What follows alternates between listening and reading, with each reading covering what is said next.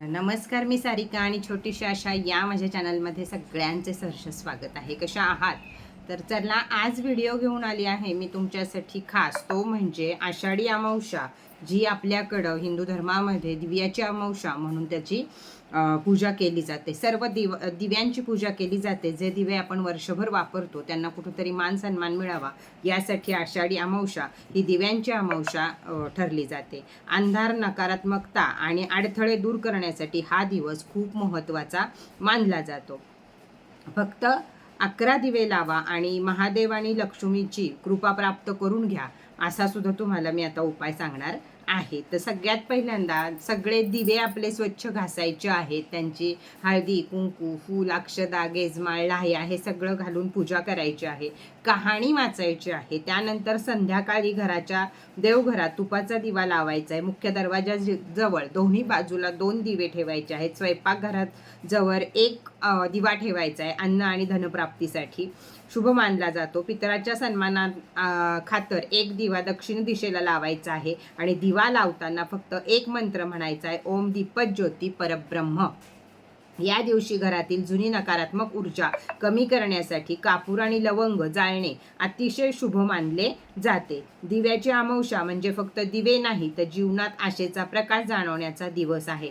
तर अशी ही सुरुवात आपण आषाढाचा शेवट करून श्रावणाची पूर्ण हे करणार आहोत, सुरुवात करणार आहोत. त्यामुळं हे करणं अतिशय योग्य हे ठरू शकतं. त्याचबरोबर आषाढी दिव्यांची अमावस्या या दिवशी घर सगळं स्वच्छ पण केलं जातं. दिव्यांची स्वच्छता पण केली जाते आणि कणकेचे दिवे करून ते आपल्या लहान मुलांना किंवा आपल्या मुलांना त्यांना औक्षण केलं जातं. त्यामागं घराचं सौख्य आणि मुलांचं आयुष्य उजळण्याचा एक प्रयत्न हा आपल्या धर्मामध्ये केला जातो.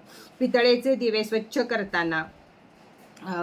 करतानाच कणकेचे दिवे सुद्धा आपण करून उकडून घ्यायचे आहेत. म्हणजे ते एकाच वेळी सगळ्याची पूजा होते आणि कणकेच्या दिव्यांनी आपल्या नेहमीच्या पितळेच्या दिव्यांना औक्षण करायचं आहे. त्याच दिव्यांनी आपल्या मुलांना पण औक्षण करायचं आहे. देवांना सुद्धा औक्षण करायचं आहे. सर्व दिवे पेटवून व्यवस्थित औक्षण तुपाच्या वातीनं मुलांना करायचं आहे.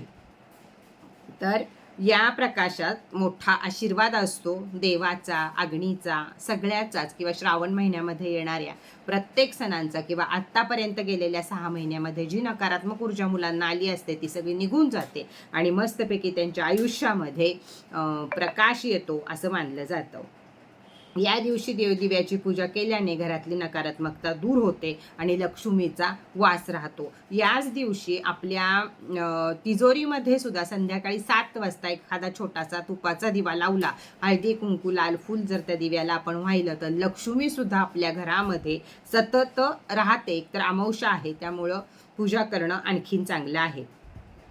परंपरा फक्त जपायची नसते, ते ती पुढच्या पिढीपर्यंत प्रेमानं पोचवायची असते. म्हणून मुलांना जवळ घेऊन शुभ आषाढी दिव्याची अमावस्या ही कहाणी घरातल्या लेडीजनं देवापुढं बसून वाचावी, मुलांना जवळ घ्यावं. म्हणजे मुलांनाही आपल्या हिंदू धर्मातले सणावळ कसे आहेत, प्रत्येक कहाणी कशी आहे, वेळ 5च मिनटं लागतो, तेवढा वेळ काढून आपल्या मुलांवर हे संस्कार कसे होतील हे बघावं.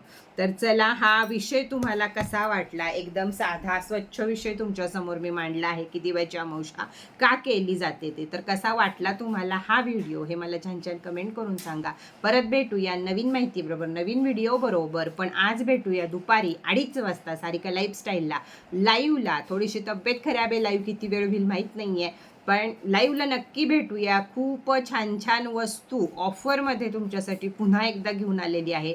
त्याचप्रमाणे रक्षासूत्राचे आता 15 दिवस राहिलेले आहेत, तर फटाफट रक्षासूत्राचं बुकिंग करा. 2 रक्षासूत्र घेतले तर तुम्हाला फिरोजा इच्छापूर्ती क्रिस्टल फ्री आहे. आणि आणखीन एक ऑफर आज मी लाईव्हमध्ये ठेवणार आहे, तर ज्यांनी आजही केलेले नसतील त्यांनी पटापट बुकिंग करा. तर चला, टाटा, बाय बाय.